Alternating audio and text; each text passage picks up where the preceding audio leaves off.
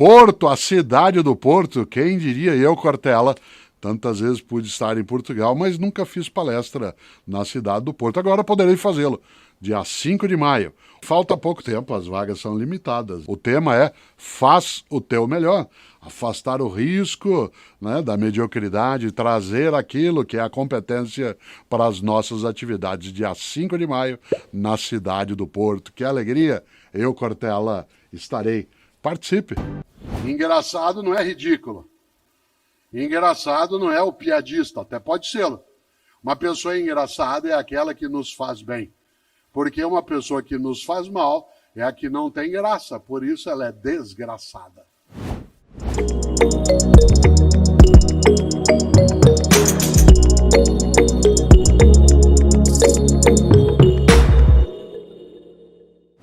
A palavra graça, né, no latim, que é gracia, né, escreve com T, gratia, gracia significa aquilo que é protegido, que é cuidado, que é abençoado. Alguns dos cristãos, especialmente os católicos, têm uma oração que diz Ave Maria cheia de graça. Esta ideia é muito marcante, porque a expressão graça do latim, ela é uma tradução de uma expressão grega antiga muito bonita, que é caris. Caris. Caris, da onde vem carisma? Da onde vem carismático? Da onde vem eucaristia? Vocês sabem que o prefixo eu, em grego, significa bom, né, ou boa. Por isso, eucaristia é a boa graça, a boa bênção. Muita gente, quando partilha uma refeição, seja, né, dentro de uma igreja, de um templo, ou de um outro lugar, às vezes dá graças, rende graças. Afinal, a expressão caris no grego antigo é cuidado, protegido. O que é uma pessoa carismática? É aquela que nos faz bem.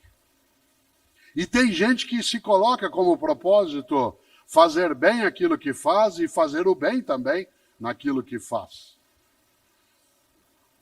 Uma pessoa cheia de graça, há um termo para ela, que pode até parecer estranho, mas uma pessoa cheia de graça é uma pessoa engraçada. Atenção! Engraçado não é ridículo. Engraçado não é o piadista, até pode ser. Uma pessoa engraçada é aquela que nos faz bem.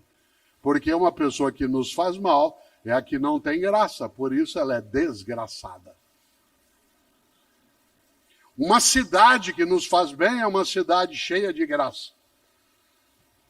Um trabalho que nos faz bem é cheio de graça. O que se ausenta na graça, a gente diz que desgraça. Por isso, olha só, você já ouviu isso, ou já disse, trabalho desgraçado, ou empresa desgraçada, ou família desgraçada. E agora com as redes sociais e tal, a família pode mostrar em larga escala o que ela é um tribunal que não tem recesso, que funciona 24 horas de modo ininterrupto. E aí há pessoas que olham e dizem, família desgraçada.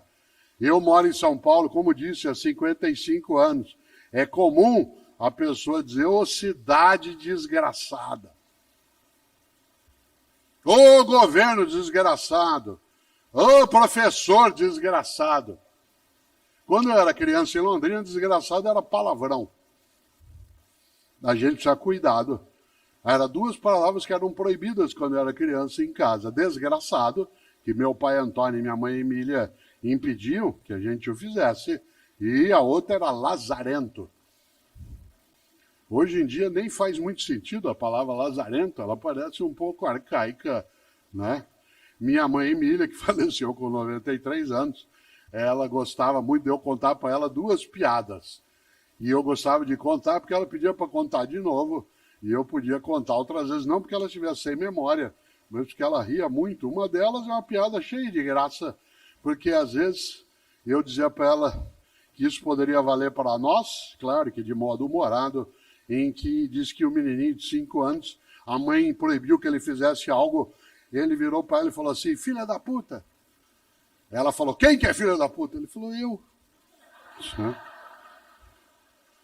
E ela ria muito dessa história, porque aquilo tinha uma graça interna, independentemente do palavrão, né, tinha algo que encantava naquilo. A outra, ela era professora, tal como eu sou, e ela dizia algo que tem a ver até com a noção de vida, trabalho e propósito. Ela disse que a mãe, 6 da manhã, foi lá acordar o filho e falou: filho, acorda, está na hora de você levantar, você tem que ir para a escola. Ai, não, mãe, deixa eu ficar na cama. Filho, levanta, por favor. Você tem que ir para a escola. Ah, mãe, não quero ir, deixa eu dormir. Eu não aguento aqueles meninos, não aguento aquelas professoras. Filho, você tem que levantar, filho. Você é o diretor da escola. Tá? O tema por que fazemos o que fazemos nos lembra algo no ponto de partida, que é segunda-feira, 6 da manhã. Toca o teu despertador. Você quer dormir mais um pouco? É só cansaço. Você não quer levantar de jeito nenhum. É estresse. Qual é a diferença entre cansaço e estresse? Cansaço resulta de um esforço intenso. Estresse resulta de um esforço sem sentido. Uma vida estressante é aquela em que você não enxerga o propósito. Uma vida cansativa é aquela que você tem esforços intensos. Exemplo concreto. Toca o despertador, segunda-feira, você não quer levantar. Você até põe lá o automático para ele tocar depois de novo. Segunda-feira, 6 da manhã, você não quer sair da cama. Você não quer que ninguém te chame. Você vira para a pessoa com quem você está dormindo e diz, liga lá e diz que eu morri. Você está rezando para dar alguma encrenca no trânsito para não ter nada aquele dia. Como é que você cura cansaço? Descansando. Como é que você muda estresse? Buscando propósito. Evidentemente. O cansaço vem do esforço intenso. Há muitas pessoas aqui que são pais, mães, avós, cuidam de crianças, seja como adultos, em que é muito cansativo. Criança te exaure. Criança faz com que você entre em estado de exaustão. Quantas pessoas aqui que são pais ou mães de crianças pequenas, né, não veem a hora delas crescerem sem saber que fica pior? Que quando eles são pequenos você não dorme porque eles não deixam. E depois quando eles crescem você não dorme porque eles não chegam. Né? Claro. Ainda assim, tem propósito. Quer ver um exemplo?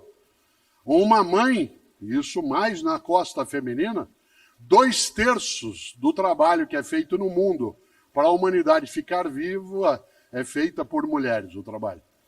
De cada 3 horas que se trabalha no planeta para a humanidade continuar viva, 2 delas são as mulheres que fazem, uma são os homens. O que é um desequilíbrio brutal. O que leva uma parte das mulheres a estarem ainda mais cansadas, mas não necessariamente estressadas. O estresse vem quando você não tem reconhecimento, não vê sentido naquilo que você está fazendo. Olha só, pessoas que aqui atuam na área da saúde, que passaram 2020 e 2021, nós estamos nos aproximando da data do primeiro óbito por Covid no Brasil, regulamentado oficialmente, que foi 17 de março de 2020. Eu nunca me esqueço, porque no 15 de março de 2020, eu fui fazer um programa de TV, um programa do Faustão. Aliás, eu estava nele a semana passada, lá no Arquivo Pessoal, sendo homenageado, que para mim foi muito honroso, mas fui fazer o programa e já era sem público. E nós não tínhamos óbito registrado ainda. No dia 15 de março de 2020, isto é, há 3 anos. A gente imaginava que logo aquilo sairia. O horror que veio, aquilo que nos marcou, machucou, feriu, colocou em luto, de muitos modos. Só não foi mais horroroso porque mulheres e homens, neste país e fora daqui, no seu propósito de cuidar, não desistiram. Ficaram cansados, exaustos, Você tem dezenas de imagens na cabeça, e quem aqui é da área de saúde sabe, na enfermagem, na física, na medicina, na nutrição, na área de apoio, no transporte. Pessoas que a gente via as imagens em setembro, outubro de 2020, caídas no canto, encostadas nas paredes dos hospitais, exaustas. E não desistiram. Ah, doença desgraçada. Então vamos enfrentar. E por isso um monte de gente cheia de graça foi atrás. Insisto, não confunda cansaço com estresse.